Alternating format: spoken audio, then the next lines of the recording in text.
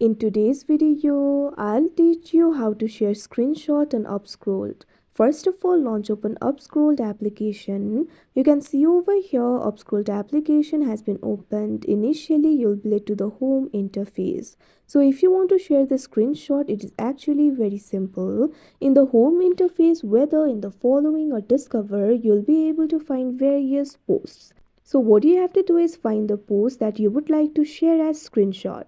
Now once you do that, at the bottom of the post you'll be able to find various options over here. What you have to do is tap on the share icon that you can see right over here on your screen. Now you can see two options: share screenshot, share link. Tap on this option, share screenshot, that you can see on the screen. Now you'll be able to share these screenshots. You can also edit the screenshot by tapping on this option, edit, that you can see on the screen. Once you do that, you'll be able to edit the screenshot.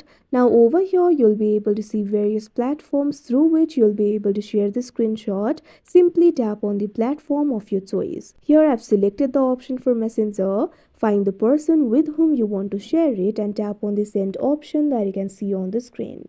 Before that, you can also write a message if you want.